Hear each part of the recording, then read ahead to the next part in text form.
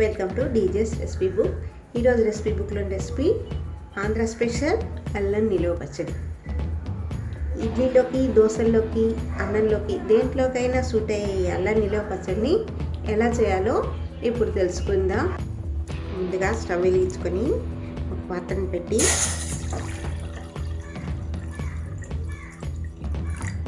దాంట్లో 2 లోటాల నీళ్ళని వేసుకోవాలి.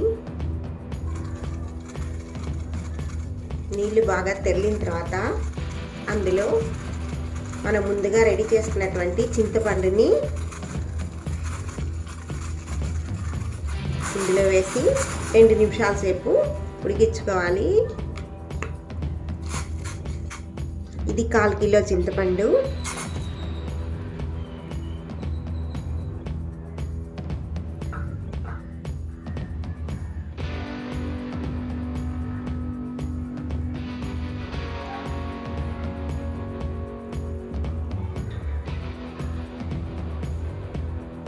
ఇలా 2 నిమిషాలు ఉడికిన తర్వాత దీన్ని తీసి పక్కన పెట్టేసి బాగా చల్లార్చుకోవాలి.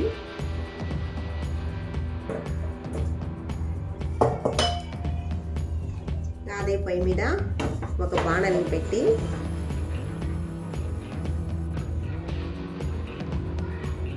బాణలి వేడైన తర్వాత అందులో 2 స్పూన్ల నూనెను వేసి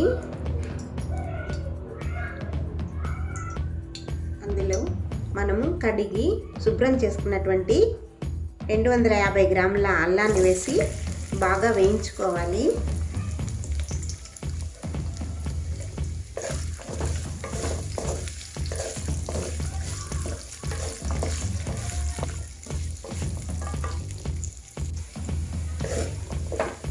దోరగా వేగిన ఈ అల్లాన్ని సపరేట్గా ఒక ప్లేట్లో తీసుకోవాలి.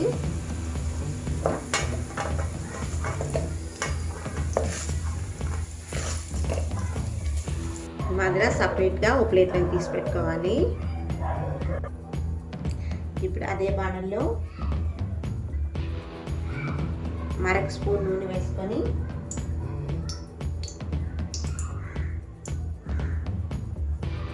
ఒక చిన్న ఇంగు పిల్లని వేసి దీన్ని బాగా వేపుకోవాలి. ఇంగువ బాగా వేగిన తర్వాత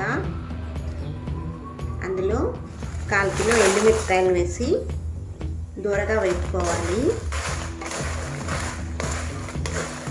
ఎండుమిరపకాయలు మాడకూడదు. ఇందులోనే ఒక 20 వెల్లుల్లి రెబ్బలు కూడా వేసుకొని వీటిని కూడా వీటితో చేర్చి బాగా వేసుకోవాలి.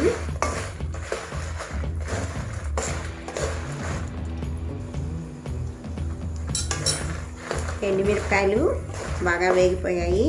వీటిని కూడా సపరేట్గా ఒక ప్లేట్లోకి తీసి పెట్టుకుందాం.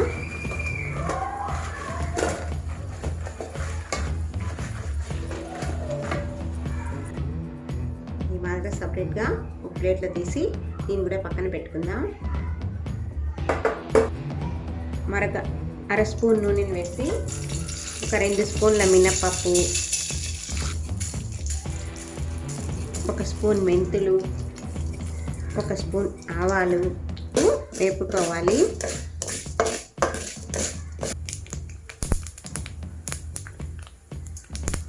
ఆవాలు ఇలా వేగడం మొదలైన తర్వాత ఇందులో ఒక 4 స్పూన్ల ధనియాలు వేసుకొని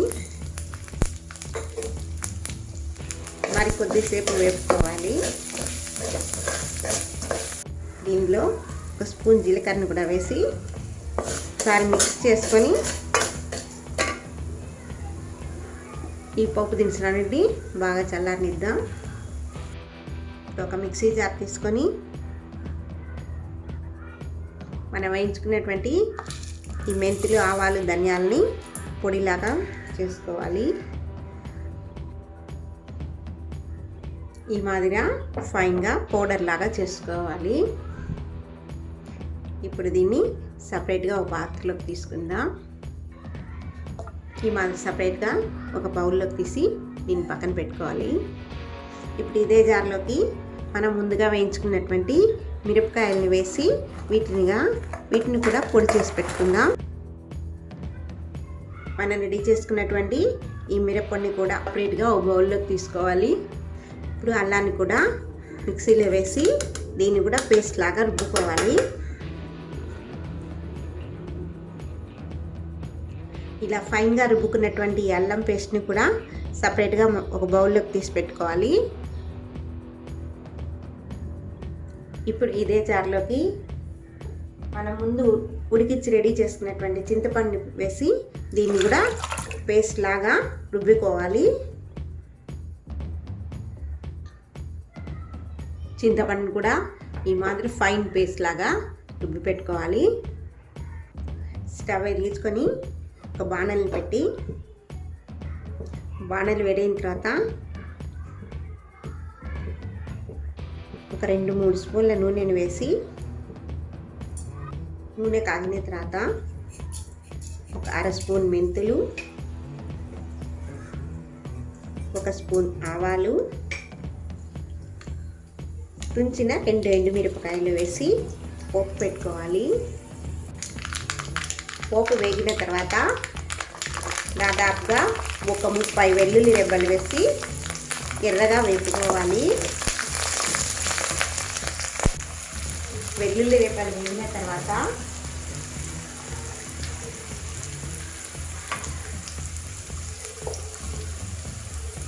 మనం రుబ్బి రెడీ చేసుకున్నటువంటి చింతపండు వేసి వేసుకోవాలి.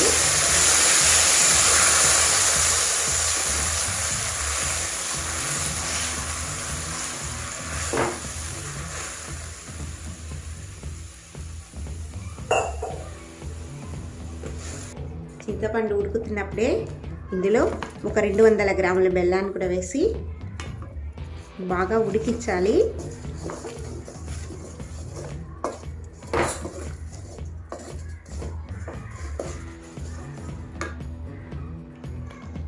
ఇలా ఉడుకుతున్నప్పుడే రుచికి సరిపడినంత ఉప్పును కూడా చేర్చుకోవాలి.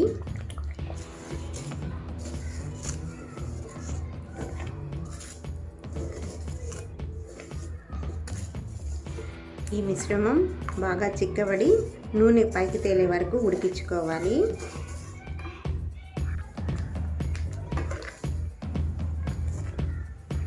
ఇలా నూనె వదిలే వరకు ఉడికించుకోవాలి.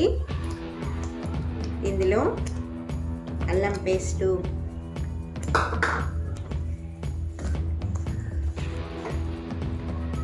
మిరప్పొడి వేసి బాగా మిక్స్ చేసుకోవాలి. ఇందులో మనం రెడీ చేసుకున్నటువంటి పొడిని కూడా వేసేయాలి. ఇలా అన్నిటినీ వేసి ఒకసారి బాగా మిక్స్ చేసుకొని ఒక 50 గ్రాముల నూనెను వేసి